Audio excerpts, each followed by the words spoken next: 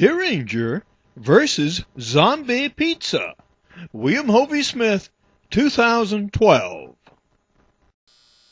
I'm Hovey Smith. I'm the corresponding editor for Gun Digest, who covers black powder, and I'm also the author of Backyard Deer Hunting, Converting Deer to Dinner for Pennies Per Pound. There's a lot of interest in Civil War period firearms, with this being the 150th anniversary of the Civil War.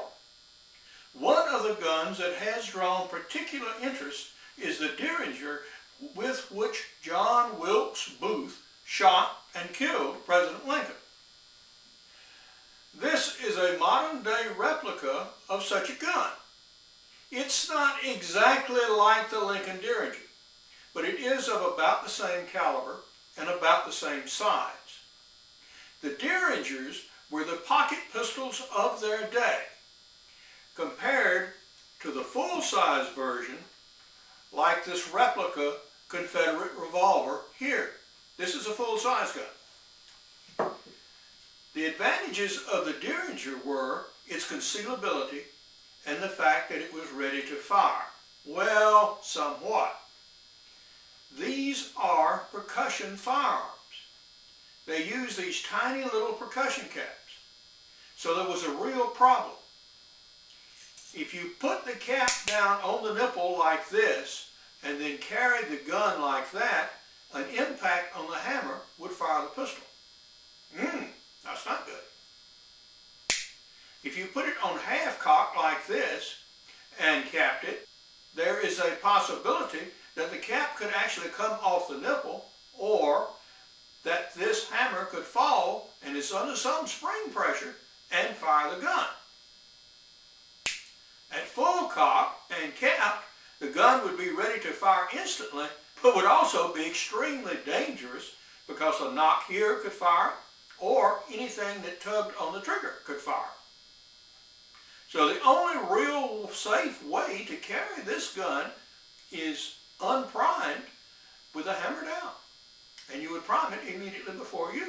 Well, that's not very practical unless you plan to shoot somebody with it and you already have it primed and capped and ready to go. So these guns had real problems so far as portability. And in small pocket pistols, this problem was not really solved until the advent of cartridge firearms. I'm going to load up this gun, and we're going to take it out and we're going to shoot it at a target, so I'll show you exactly what this gun was capable of doing, and do some chronographing and some penetration tests to show you how effective it was. I now want to show you how to load the Derringer pistol. Now this pistol is loaded just like any other muzzleloader. Now I've already fired it a couple of times, so of course take off the spent percussion cap. And this pistol barrel has a subchamber like here. So from here to here is powder. Then you have ball, so you have only a little over an inch of effective barrel. Consequently, well, it doesn't make much sense to load a tremendous lot of powder because you don't have enough barrel length to really consume it.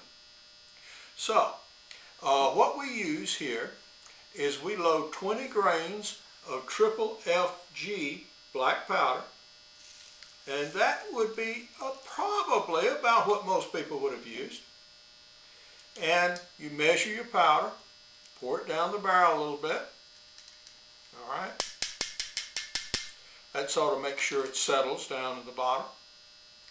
Take a pre-cut patch, put your ball, round ball, over the top here. Use your short starter to seat it down into the barrel, like that. You might have heard a little crimp as it went. Now you do have a little here. If you're fastidious, you can cut it off. If not, just fold it back in. That's fine. Then ram it home. And now, when the pistol is recapped, it's ready to fire, and we're going to go out and do that right now. As a matter of fact, we're going to put up a zombie pizza man target, and we're going to shoot it with that. Well, anyone who knows anything about zombie killing is aware that you pretty well got to hit them in the head. So we've got our zombie pizza delivery guy down there at 10 yards. 10. And we're going to see if we can make a headshot.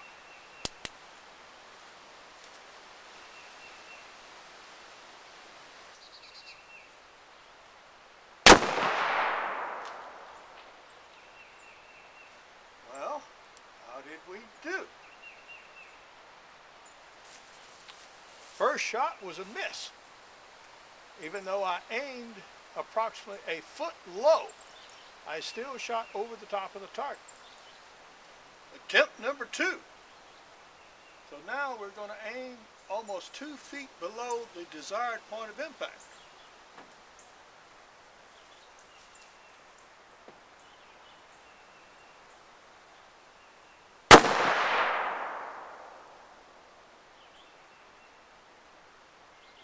How did we do? Well, that shot was okay for elevation, but it hit about 4 inches to the left. So we still ain't got a dead zombie yet. Not even one hit. Well, a zombie must really want that tip real bad, because he's still standing there and ready for the third shot.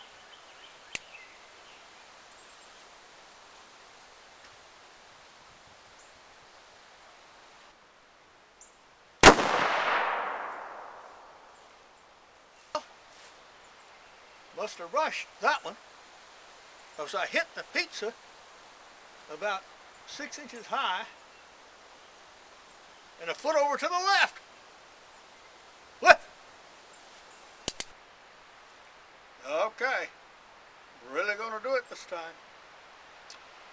2 hands, careful trigger pull, and see if we can do it.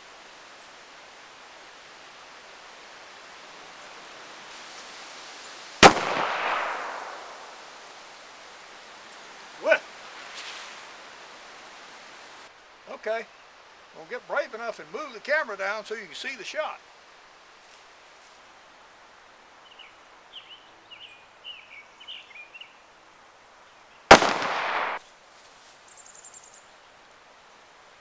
One smoking, charring patch down here. One of the problems with shooting muzzle-loading guns.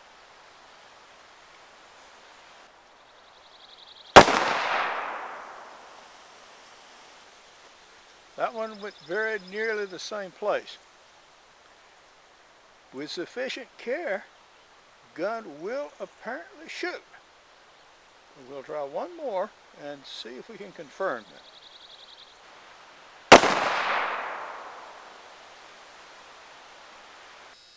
Well, what have we learned about the little Derringer pistol? What we found out is that yes, the gun can be made to shoot reliably. And we fired, say, 13, 15 shots, and we never had any failures to fire after I had made the adjustment on the hammer. So this passed this first test that self-defense pistols must pass. First off, they must be reliable. Secondly, the trigger pull. I had adjusted the trigger pull somewhat, but even so, it was very long and very grating. And I was able ultimately to, with both hands holding, able to shoot a 10-yard group like this, which is reasonable for this class of arms. Now this is something that's seldom done on small handguns. Typically they have wretched triggers. Science. This pistol shot almost 2 feet high at 10 yards. Whew! So I was aiming way down here to hit up here. It also shot significantly to the left. Well, that's not very good either. Okay, so yes, close range will work. If you start stretching it out, however, very far at all, even as close as 10 yards, you can get yourself in trouble. Because remember, you've only got one shot. Now, what about power and velocity and these kind of good things? If you hit your opponent, is this going to disable it? Probably not. As it turns out, this load out of this pistol developed 433 feet per second. Whew! Now that is a very low velocity. Remember, but you've got only 20 grains of powder to work with, and you've also got only about 1 inch of barrel. Whoa. I tried 777 powder in this, and that failed to fire with this percussion cap. So that was not a solution either. So we're working with very low velocities. Consequently, we're also working with very low muzzle energies. This pistol only puts out 53 foot-pounds of muzzle energy at about 7 or 8 yards. Oh, 53? Is that real? Yeah, I'm afraid it is. I checked my calculations several times. Yeah, the instrument works, the chronograph works, the right screen length. Yeah, all of that. And I come down and I look at the 41 rimfire cartridge that was used in the Lincoln Derringer. And guess what? It's also putting out 52 foot-pounds of energy. Oh, so we're working about in the right range for this class of arms. Puny. Well, how did the bullets perform? It depended very much on what they hit.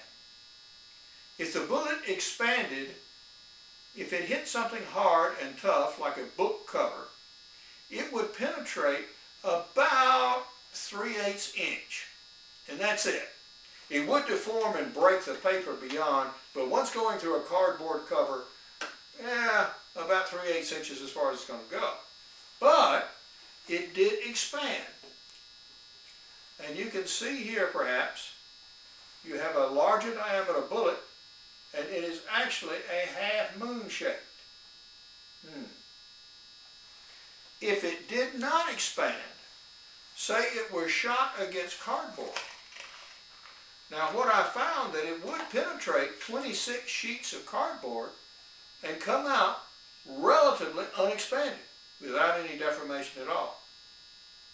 So if you hit a guy in the chest, say, and the bullet didn't hit a rib, but happened to go through the ribs, yeah, it would probably wind up on the backside of the chest cavity embedded on a rib. So that would likely happen. If it hit a leg, yeah, it would go through enough flesh to probably hit the bone if it got into a tough leg muscle. Pretty puny things. So if you were armed with one of these, I guarantee you, you wanted to do what Booth did and take a knife with you too. Now Booth shot Lincoln at very close range. The period drawings that I have seen show him holding the pistol about yay far from Lincoln's head, which was probably about right considering the capabilities of this gun. So you wanted to be close and you wanted to make sure your one shot was good. Revolvers were available. Why didn't Booth use a revolver with multiple shots? Well, I don't know. He only wanted one guy killed, and that was Lincoln. Now he did stab another guy on his way out, a Major Rathbone, but he only wanted to kill one guy. He had one shot, and he got the job done. Well, for that one limited use, the pistol was undeniably effective. Now, if you were a young sport back then, sometimes in the 1860s, and you got in a little fuss over a horse race, and you were challenged to a duel, and this guy brought out this cased box of Derringers, and there were two of them in there, and they were matching pistols, the only matching pistols he had, and you challenged him, and he chose these as the guns of choice. Fella, you were probably in pretty big trouble. If he knew his pistols, he could probably kill you any day of the week. So, there was one such duel recorded.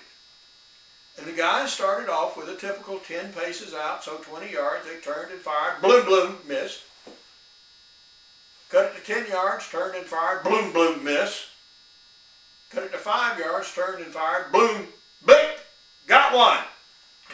One of them was killed. But it took 3 tries to do it, and a total separation of about 10 yards. As we have seen with this pistol, even at 10 yards, it takes very deliberate shooting to get anything that would be a near fatal hit. Consequently, yeah, if you're going to use one of these things for self-defense, then or now, yeah, you better have you a good blade handy, because you're very apt to need it. This is a cased set of original Derringers, complete with all accessories, and this is how they were supplied. Now, I'm the author of Backyard Deer Hunting, Converting Deer to Dunner for Pennies per Pound. Now, the Davide Pedersoli Derringer was provided by Dixie Gun Works of Union City, Tennessee. Now, this company sells a complete line of replica black powder guns and supplies. For information on my books, blogs, videos, and radio show, Hovey's Outdoor Adventures, go to www.hoveysmith.com. Now, have fun with your guns, learn to use them well, and shoot safely. Good hunting and good eating from the outdoors.